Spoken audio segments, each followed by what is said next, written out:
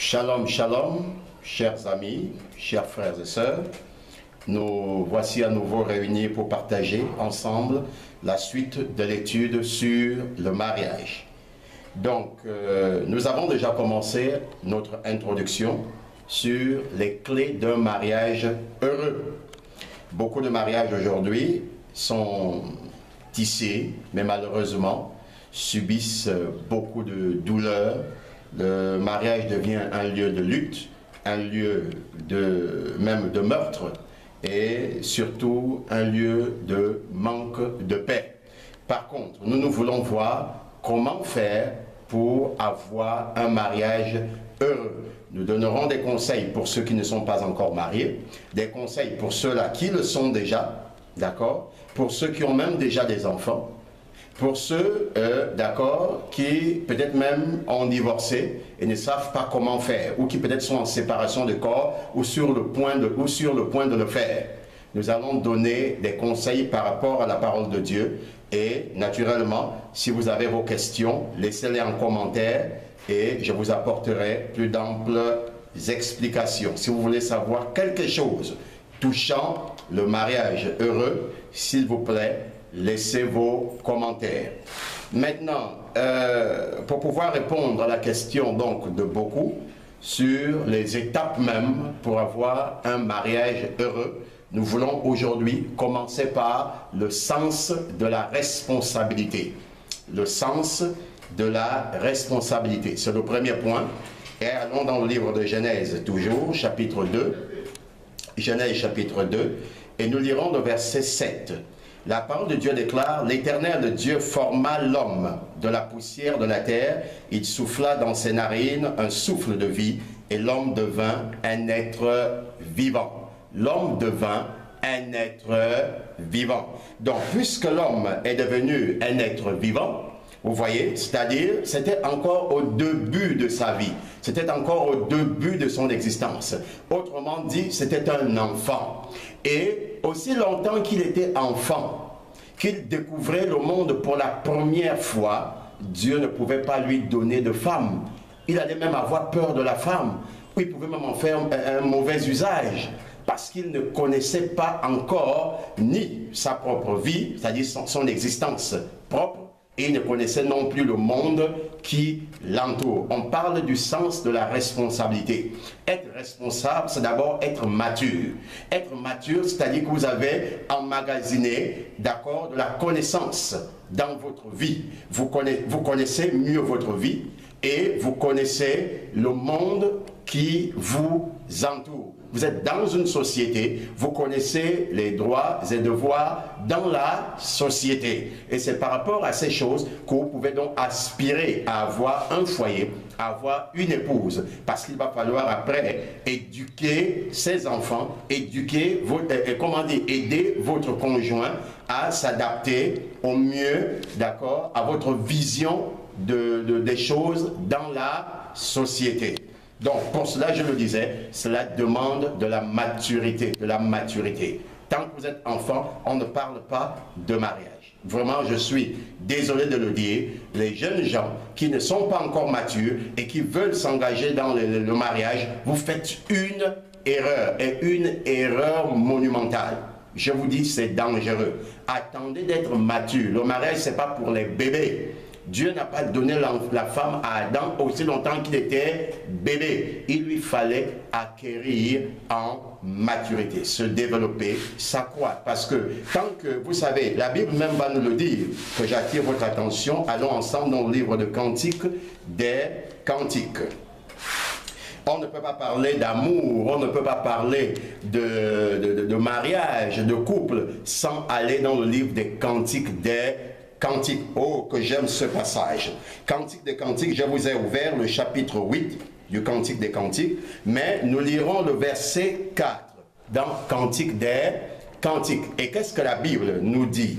La Bible déclare, je vous en conjure, filles de Jérusalem, ne réveillez pas l'amour, ne réveillez pas l'amour avant qu'elle le veuille. Ne réveillez pas l'amour. Laisse l'amour dormir. Tu n'es qu'une jeune fille. Tu n'es qu'un jeune garçon. Tu n'as pas encore de l'expérience sur quoi que ce soit. Il ne faut pas réveiller l'amour qui dort. Beaucoup de parents aujourd'hui regrettent et se disent, oh, si seulement j'aurais su, si seulement j'aurais pu, si seulement j'avais eu cette opportunité, je n'aurais pas commis l'erreur que j'ai commise. Ils ont commis des erreurs et aujourd'hui ils regrettent ces erreurs. Beaucoup d'enfants aujourd'hui sont devenus des délinquants parce que les parents qui les ont mis au monde n'étaient pas assez matures, n'étaient pas assez outillés pour pouvoir aider ces enfants à acquérir l'expérience de la vie qu'il faut afin d'être utile à eux-mêmes et utile à la société qui les entoure. Et alors, comment donc faire pour pouvoir devenir mature? Que puis-je faire pour devenir mature? Parce que beaucoup de jeunes ont, à cause du manque de maturité, commis plusieurs erreurs, ont détruit leur avenir, leur espérance même. Vous savez, quand vous n'êtes pas encore mature et que vous commencez déjà à avoir les idées, malheureusement, la télévision et les réseaux sociaux, malheureusement, encouragent davantage la pratique et les pratiques immorales. Est-ce que vous voyez? Et aujourd'hui, nos enfants deviennent un peu précoces sur certaines choses, hein? Tout ce qui tourne autour du dessous de la culotte, ils en sont aujourd'hui des champions. Et c'est ce qui dégrade et détruit notre société jusqu'en ce jour. Ça gaspille la société. Aujourd'hui, vous allez voir des enfants qui sont allés réveiller l'amour qui dormait. Ils ont réveillé ça avant le temps. Manque de maturité, ils n'ont pas su contrôler. Aujourd'hui, beaucoup sont emballés. Beaucoup de jeunes aujourd'hui, jeunes filles, jeunes garçons, et se sont versés dans la masturbation. Parce que quoi? Ils ont réveillé des sensations, des pulsions qui aujourd'hui ont pris le dessus sur eux. Ils ne peuvent plus contrôler ces choses. Et ces choses-là les contrôlent. Et ils se sont versés dans des pratiques qui finalement, dans l'avenir, affecteront même leur vie conjugale. Est-ce que vous voyez un peu cette déchéance-là? Est-ce que vous voyez à quel point nous sommes tombés? Chers parents, chers frères, chères sœurs, ne réveillez pas ces choses. Beaucoup de jeunes aujourd'hui sont devenus de véritables rebelles. Rebelles à leurs parents. Rebelles à leurs parents. À cause de quoi? Parce qu'on connaît déjà la petite fille, on connaît déjà le petit garçon du coin, on devient rebelle à ses parents, on ne respecte plus la mère, on ne respecte plus le père. À cause de ces pratiques, nous connaissons, les parents savent ce qu'ils sont en train de souffrir aujourd'hui dans les maisons, dans les quartiers. Beaucoup même, à cause de ces choses, la scolarité est affectée. L'enfant ne peut même plus étudier les leçons parce que quand il prend le cahier, au lieu de lire le cahier, sur le cahier, il ne voit que le visage de Marguerite. Le jeune homme ne peut plus étudier, il ne voit que le visage de Marguerite. La jeune fille, pareil. Ce n'est que le visage de Johnny, le camarade de classe ou de la classe d'à côté. Vous voyez, ils ont réveillé l'amour qui dort. Et cela entraîne parfois quoi? Des grossesses précoces. Même si on garde la grossesse, et au moment de l'accouchement, à l'hôpital, on dira non, le bassin est trop petit et elle est encore immature. C'est des césariennes, ou parfois on force l'avortement, et je vais dire l'accouchement, et ça entraîne des destructions, d'accord, au niveau même de l'appareil génital. Et plus tard, c'est des complications. D'autres se versent dans l'avortement clandestin ou même dans des hôpitaux. Mais ils font ces choses. Ils deviennent de meurtriers, des criminels. Est-ce que vous voyez? Parce qu'ils n'ont pas voulu attendre le temps. Ils n'ont pas voulu respecter le processus établi par Dieu. Tu es encore enfant, deviens d'abord mature. Acquiert de la maturité, deviens responsable. Grandis d'abord. Et sois mature, d'accord? Sur le plan psychologique et sur le plan physique, tu dois être mature. Même tes hormones doivent devenir matures. Ce n'est pas des choses immatures. Est-ce que vous comprenez ça? On en a besoin. Beaucoup aujourd'hui, c'est des MST, des maladies sexuellement transmissibles, des maladies et des infections sexuellement transmissibles. Ils ont ramassé ces choses. À cause de quoi? À cause de la mauvaise pratique de la sexualité hors mariage. On est pressé. On ne veut pas attendre le temps de Dieu, attendre d'être mature, d'être responsable pour s'engager dans le mariage. On perd même sa dignité. Aujourd'hui, beaucoup ont honte de leur propre vie parce que quoi? Elles se sont engagées, ils se sont engagés avant le temps. Est-ce que vous voyez toutes ces choses? Aujourd'hui, beaucoup souffrent, beaucoup pleurent. Certains sont dans la stérilité à cause de ces choses. Et c'est maintenant des pauvres, les pauvres hommes, les pauvres maris, des pauvres qui viennent maintenant épouser, les enfants de Dieu viennent maintenant vous épouser. Et ce sont eux qui souffrent maintenant dans le mariage parce que vous ne pouvez pas leur donner d'enfants.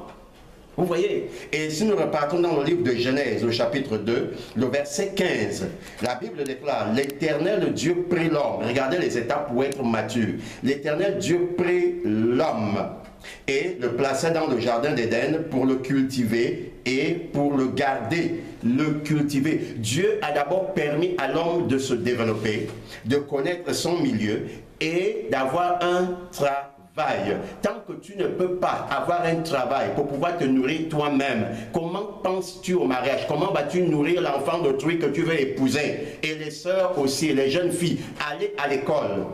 Ça en est fini ces choses. Là où vous êtes à la maison, vous n'allez pas à l'école, vous attendez que le prince charmant fasse tout pour vous et qu'il vienne un jour vous prendre. Ça n'existe plus. Aujourd'hui, l'homme paye l'eau, la femme paye le courant.